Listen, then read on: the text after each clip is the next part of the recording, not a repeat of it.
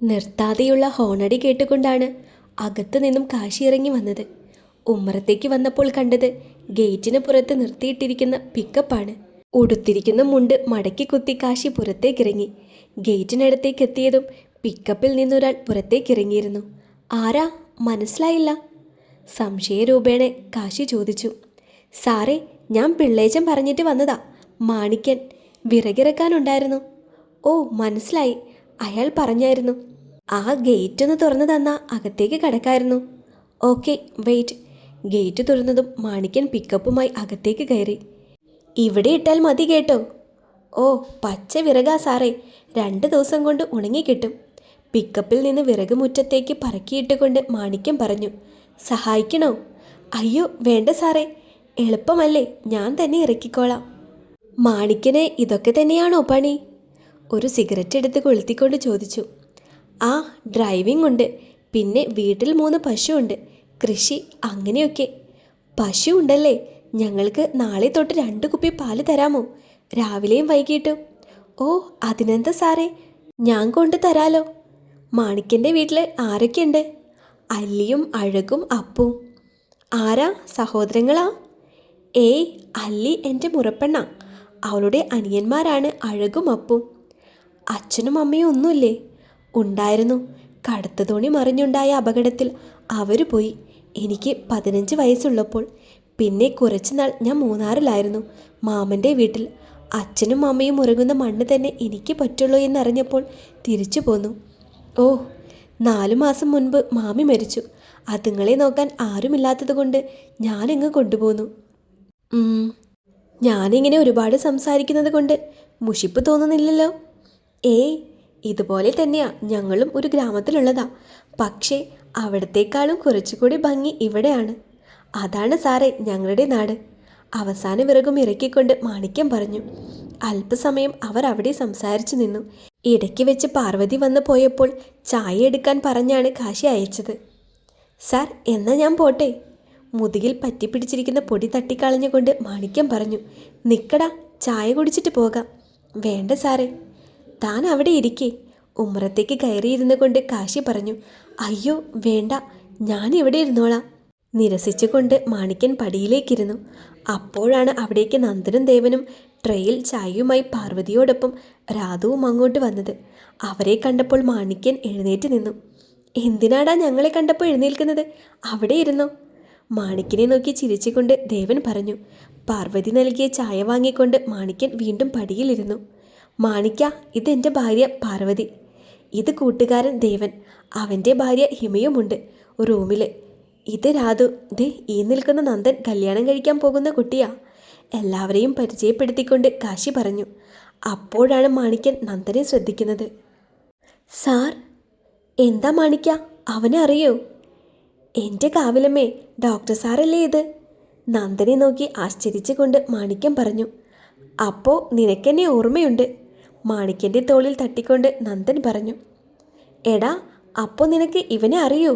പിന്നെ അറിയാതെ, ഞാൻ പറഞ്ഞില്ലേ അന്ന് ഞാൻ ഈ നാട്ടിൽ വന്നപ്പോൾ ഈ നാടൊക്കെ ചുറ്റിക്കാണിച്ചത് ഇവനാ. വരാമെന്ന് പറഞ്ഞു പോയ സാറിനെ പിന്നെ കണ്ടില്ലല്ലോ. കുറച്ച് തിരക്കിൽ പെട്ടുപോയി. അപ്പോൾ ഇവിടുത്തെ ആശുപത്രിയിൽ വന്നതാണോ സാറ്? അല്ലടാ, ജസ്റ്റ് ഞങ്ങളൊരു വെക്കേഷന് വന്നതാ. അപ്പോൾ നമ്മൾ ആരായി? ഇവർ വലിയ ചങ്ക്. കാശി പറയുന്നത് കേട്ടതും എല്ലാവരും ചിരിച്ചു. എന്നാൽ ഇറങ്ങട്ടെ സാറേ, എന്നിട്ട് വേണം കാവിൽ പോകാൻ. അവിടെ ഇന്ന് മുടിയാട്ടമുണ്ട്. ധൃതി കാട്ടിക്കൊണ്ട് മാണിക്യൻ നന്ദനെ നോക്കി പറഞ്ഞു. ഇവിടെ അടുത്തുള്ള കാവാ? കുറച്ചടുത്താണ്. എന്നാൽ ഞങ്ങളും വരാം.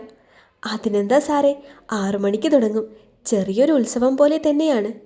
ആയിക്കോട്ടെ, മാണിക്യം ചെല്ല്, ഞങ്ങൾ അവിടെ കാണും. ഓ ശരി സാറേ. ഇതിരിക്കട്ടെ. മാണിക്യൻ്റെ പോക്കറ്റിലേക്ക് 2000 രൂപ വെച്ചു കൊടുത്തുകൊണ്ട് കാശി പറഞ്ഞു. അയ്യോ സാറേ, ഇത് വേണ്ട, എനിക്ക് പിള്ളേച്ചൻ തന്നു. ഞങ്ങളുടെ ഒരു സന്തോഷത്തിന് ഇരിക്കട്ടേന്നേ.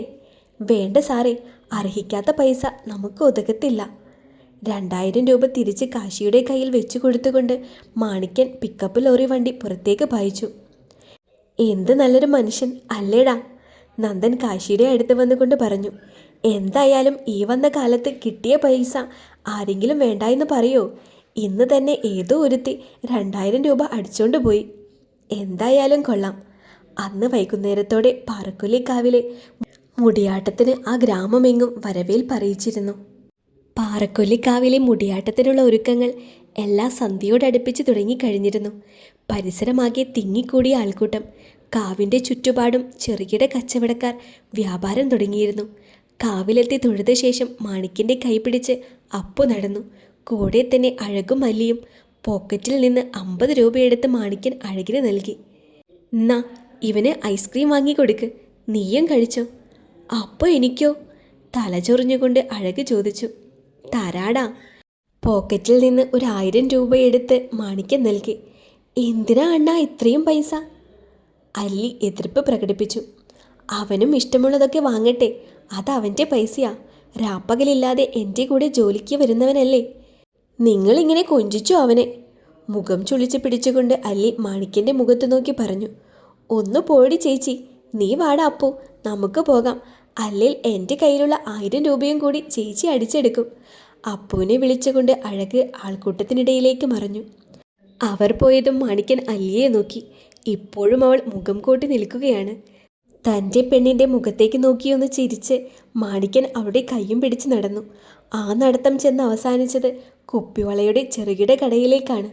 എന്താ അണ്ണാ? കൈമാറ്റിക്കൊണ്ട് അല്ലി ചോദിച്ചു. നീ ഇഷ്ടമുള്ളത് വാങ്ങിക്കോ. സത്യം?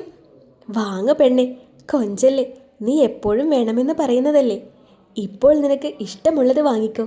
മാണിക്കൻ്റെ മറുപടി കേട്ടതും അല്ലി കുപ്പിവളകളുടെ ഇടയിലേക്ക് തിരച്ചിൽ തുടങ്ങി. പെട്ടെന്ന് തന്നെ 1 ഡസൻ വളകളുമായി അവൾ അവൻ്റെ അടുത്തേക്ക് ചെന്നു. ഇത് മതി. ഇത് മതിയോ? വേറെയും എടുത്തോ? വേണ്ട, ഇത് മതി. ചേട്ടാ, ഇതിന് എത്ര രൂപ?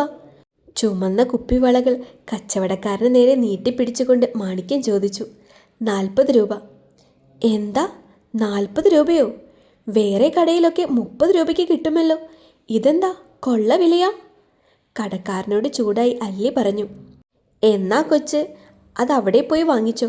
ഇവിടെ ഈ റേറ്റിനേ ഉള്ളൂ. വളകൾ തിരിച്ചു നൽകാനായി ആവശ്യപ്പെട്ടുകൊണ്ട് കടക്കാരൻ പറഞ്ഞു. അയ്യോ ചേട്ടാ, ഇത് തന്നെ എടുത്തു. അവൾ വെറുതെ പറഞ്ഞതാ. കയ്യിലുണ്ടായിരുന്ന 50 രൂപ കടക്കാരന് നൽകിക്കൊണ്ട് മാണിക്യം പറഞ്ഞു. ഇതാ ബാക്കി 10 രൂപ. ചേട്ടാ വേണ്ട, ഈ പൊട്ടിന് 10 രൂപയല്ലേ. അപ്പോൾ ഇതെടുത്തോ. ചുവന്ന പൊട്ടുകൾ ഒട്ടിച്ച പേപ്പർ കൂടി എടുത്ത് ഒരുമിച്ച് പൊതിഞ്ഞ് കടക്കാരൻ അവന് നൽകിയ ശേഷം വീണ്ടും മറ്റ് കസ്റ്റമറുടെ അടുത്തേക്ക് ശ്രദ്ധ കേന്ദ്രീകരിച്ചു. അല്ലിയുടെ കയ്യിലേക്ക് പൊതി കൊടുത്തതും മുഖം വീർപ്പിച്ചുകൊണ്ട് ആ പൊതി കവറിലേക്ക് ഇട്ടു. ഈ സമയം ഒരു കാർ ആ പരിസരത്തെ വന്ന് നിന്നിരുന്നു. അതിൽ നിന്ന് കാശി, നന്ദൻ, ദേവൻ, പാർവതി, രാധു, ഹിമ എന്നിവർ ഇറങ്ങി. ഒരുമിച്ച് തൊഴുതിറങ്ങിയ ശേഷം അവർ മുടിയാട്ടത്തിന് ഒരുക്കിയിരിക്കുന്ന കളത്തിനടുത്തായി നിലയുറപ്പിച്ചു. മുടിയാട്ടം തുടങ്ങി. കളത്തിലായി മുടിയഴിച്ചിട്ടിരിക്കുന്നവരെ നോക്കിക്കൊണ്ടിരുന്നു ആ 6 പേര്.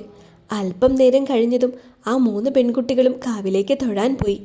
പെട്ടെന്നാണ് അവരെ അതിശയിപ്പിച്ചുകൊണ്ട് ഒരു ധാവണിക്കാരി ഉറഞ്ഞു തുള്ളാൻ തുടങ്ങിയത്. ആളാരാണെന്നറിയാതെ അവർ പരസ്പരം നോക്കി. അപ്പോഴാണ് കാശിയുടെ ചുമലിൽ ആരോ തട്ടിയതായി തോന്നിയത്. അവൻ തിരിഞ്ഞു നോക്കി. സാറേ. മാണിക്യ, തന്നെ ഞാൻ നോക്കിയിരിക്കുകയായിരുന്നു. ഞാൻ ഇവിടെ ഉണ്ടായിരുന്നു സാറേ. കുറച്ച് തിരക്കിലായി പോയി. സാറെപ്പോൾ വന്നു? ഞങ്ങൾ വന്നിട്ട് കുറച്ചു നേരമായി. ആണോ? അല്ല, എവിടെയാണോ തൻ്റെ എല്ലാവരും? ദേവൻ മാണിക്കൻ്റെ തോളിൽ പിടിച്ചുകൊണ്ട് ചോദിച്ചു. അനിയന്മാർ 2 പേരും ഇവിടെയുണ്ട്. പിന്നെ മുറപ്പെണ്ണ്, അവൾ മുടിയാട്ടത്തിനുണ്ടല്ലോ. ആര്? ദേ ആ മഞ്ഞ ധാവണിയെടുത്ത. മുടിയാട്ടത്തിനിടയിലേക്ക് കൈ ചൂണ്ടിക്കൊണ്ട് മാണിക്യം പറഞ്ഞു. ആര്? ആ മഞ്ഞുടുപ്പിട്ട കുട്ടിയോ? കാശി മാണിക്കനെ നോക്കി ചോദിച്ചു. അതെ, അറിയോ സാറേ? പിന്നെ അറിയാതെ, നന്ദൻ ചിരിച്ചുകൊണ്ട് പറഞ്ഞു. എടാ വേണ്ട. എങ്ങനെ ഡോക്ടറെ? കാശി തടഞ്ഞതിൽ പോലും നന്ദൻ മറുപടി നൽകി. ഇന്ന് രാവിലെ ഞങ്ങൾ ഈ കുട്ടിയെ പരിചയപ്പെട്ടിരുന്നു. ഇവളെയോ? ആ. രാവിലെ നന്ദനുണ്ടായ കാര്യങ്ങളൊക്കെ മാണിക്കനോട് പറഞ്ഞു. അയ്യോ ഡോക്ടറെ, ഞങ്ങളോട് ക്ഷമിക്കണേ. അവൾ എന്നോട് വന്ന് പറഞ്ഞതായിരുന്നു. ആരാണെന്നറിയാതെ ചെയ്തു പോയതാ, ക്ഷമിക്കണം. പോക്കറ്റിലുണ്ടായിരുന്ന 2000 രൂപ നന്ദന് നേരെ നീട്ടിക്കൊണ്ട് മാണിക്യം പറഞ്ഞു. നിനക്കെന്താ? ഞങ്ങളത് കളിയായിട്ടാ കണ്ടേ സാറേ. അത്. അവരുടെ സംഭാഷണം അങ്ങനെ നീണ്ടുപോയി. ഈ സമയം കാവിൽ നിന്നും തൊഴുതിറങ്ങുകയായിരുന്ന പാർവതിയും രാധുവും കടകളിലേക്ക് കണ്ണുകൾ ഓടിച്ചു. ഈ സമയം ഹിമ അങ്ങ് ദൂരെ നിരത്തി വെച്ചുകൊണ്ടിരുന്ന അമിട്ടുകൾ നോക്കി നിൽക്കുകയായിരുന്നു. തന്നെ ആരോ തോണ്ടി വിളിക്കുന്നതായി അവൾക്ക് തോന്നി. തിരിഞ്ഞു നോക്കിയതും അവളെ തന്നെ നോക്കി നിൽക്കുന്ന ഒരു കൊച്ചു പയ്യൻ. അവനെ കണ്ടത് അവൻ്റെ കയ്യിലായി ഒരു കമ്മലും. ചേച്ചിയുടെയാ? ആണല്ലോ. മോനിതെങ്ങനെ മനസ്സിലായി? ഞാൻ കണ്ടായിരുന്നു തറയിൽ വീഴുന്നത്, അതാ എടുത്തുകൊണ്ട് വന്നത്. അച്ചോടാ, മോൻ്റെ പേരെന്താ? അപ്പു. അവൻ്റെ തലയിൽ തട്ടിക്കൊണ്ട് അവൾ പുഞ്ചിരിച്ചു. ഹിമേ. പെട്ടെന്നായി പിറകിൽ നിന്ന് ശബ്ദം കേട്ടതും തൻ്റെ അടുത്തേക്ക് നടന്നു വരുന്ന പാർവതിയെയും രാധുവിനെയുമാണ് അവൾ കണ്ടത്.